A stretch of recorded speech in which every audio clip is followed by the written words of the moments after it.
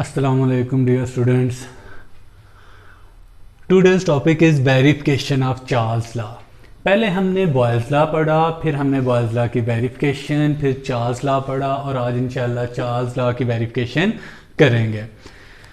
Charles law को थोड़ा सा रिवाइज कर लें। Charles law states that volume of the gases is directly proportional to temperature. Mean temperature increase करने से गैसेस का वॉल्यूम इंक्रीज होगा। हम इसी बात को वेरीफाई करने की कोशिश करेंगे आज के टॉपिक में इंशाल्लाह। देखें, दो कंडीशंस हम लेते हैं। हमारे पास लेट्स सपोज स्टार्ट में वॉल्यूम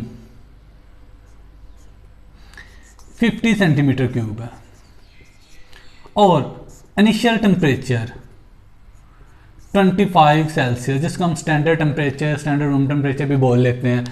अब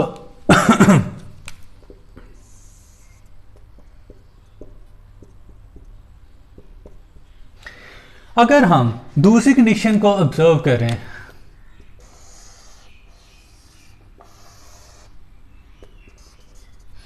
तो वहां पे अगर हम टेम्परेचर को इंक्रीज करके 100 सेल्सियस तक ले जाएं, तो हम कहेंगे कि वहां पे वॉल्यूम भी डेफिनेटली इंक्रीज होगा और उसकी वैल्यू 62.5 सेंटीमीटर क्यूब होगी। अब वॉल्यूम थोड़ा सा इंक्रीज हो जाएगा,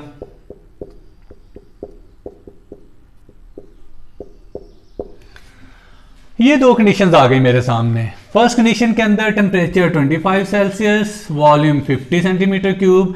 सेकंड कंडीशन में temperature 100 Celsius and volume 62.5 centimetre cube.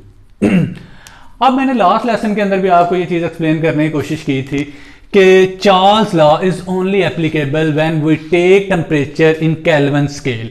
मैंने आपको कहा था डिफरेंट स्केल है टेम्परेचर के, सेल्सियस हो गया, फ़ारेनहाइट हो गया, केल्विन, ये तीन आप पढ़ते हैं।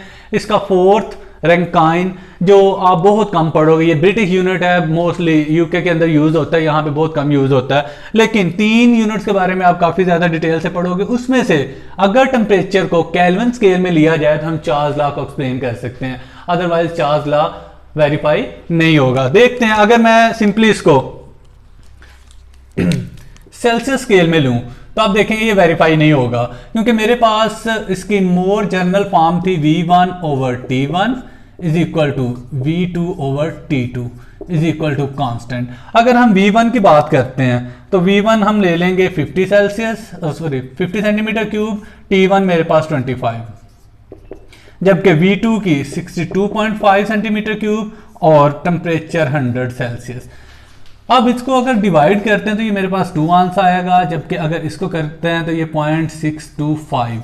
अब ये दोनों सेम वैल्यूज नहीं है, तो हम कहते हैं कि अब ये दोनों एक दूसरे के इक्वल नहीं है, इनके अंदर चेंजेस आ रही है, तो ये दोनों कांस्टेंट भी नहीं कहलाएंगी, तो हम इसको वेरीफाई नहीं कर पाते। लेकिन अगर मैं टेम्परेचर को केल्विन स्केल में लेता हूं तो हम इसको वेरीफाई कर पाएंगे।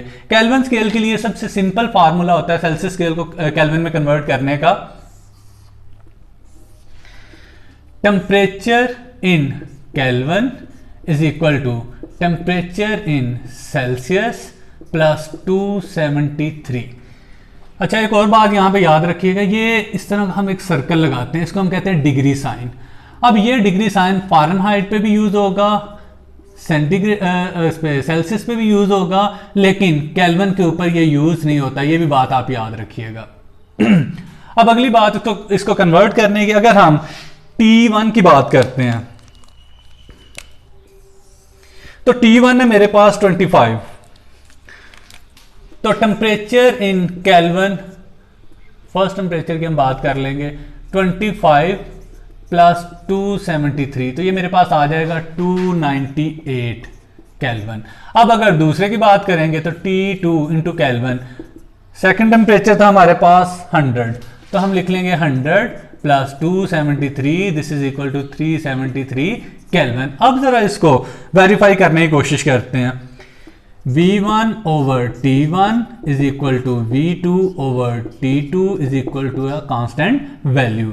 V1 की वैल्यू हम पुट करते हैं 50 और T1 यहां पे आ जाएगा 298। इज इक्वल टू V2 की वैल्यू पुट करेंगे 62.5 और T2 की वैल्यू पुट करेंगे 373। ये मेरे पास एक कांस्टेंट वैल्यू आनी चाहिए। अगर मैं इसको सॉल्व करता हूं कैलकुलेटर से, आप इसको सॉल्व करेंगे तो ये ऑलमोस्ट 0.167 आ जाएगा। और अगर इसको भी सॉल्व करेंगे तो ये भी 0.167। 7 के बाद यहाँ पे 7 आएगा, यहाँ पे 5 आएगा और पॉइंट्स के बाद इतनी दूर तक के डिजिट्स को हम इग्नोर कर देंगे, हम 3 डिजिट तक या 2 डिजिट तक इसको लेके जाएंगे। तो यहाँ पे हम देखते हैं कि दोनों वैल्यूज एक दूसरे के इक्वल आ रही हैं, यानी कांस्टेंट है, इन दोनों के अंदर चेंज नहीं हो रही, तो ये कांस्टेंट वैल्यू दे रही हैं। सेम ऐसे ही अगर आप तीसरी कंडीशन को ऑब्जर्व करेंगे उसके लिए भी एक कांस्टेंट वैल्यू आएगी, फोर्थ के लिए करेंगे वो भी एक कांस्टेंट वैल्यू देगी। तो हमने चार्ल्स लॉ के अंदर यही वेरीफाई करना था कि पहली कंडीशन में टेम्परेचर वॉल्यूम और टेम्परेचर की कंडीशन रेशियो लें और सेकंड कंडीशन में भी वॉल्यूम और टेम्परेचर की रेशियो लें, तो उन दोनों का आंसर सेम आना चाहिए, कांस्टेंट वैल्यू आनी चाहिए। This is the simple verification of Charles law. 2 से 3 चीजें मैंने आपको बताई, वो आपने याद रखनी है कि Charles law is only applicable when we take temperature in Kelvin scale, not in Celsius scale. दूसरा, ये एक डिग्री साइन होता है जिसको हम सर्कल की फॉर्म में शो करते हैं। ये फ़ारेनहाइट के ऊपर भी आएगा, सेल्सियस के ऊपर भी आएगा, केल्विन के ऊपर नहीं आएगा। इस चीज को भी आपने याद रखना है फॉर ऑब्जेक्टिव। वैसे भी आपकी लाइफ में ये बार बार चीजें यूज होंगी, इनको आपने याद रखना है, केमिस्ट्री के अंदर भी, फिजिक्स के अंदर भी। Thank you.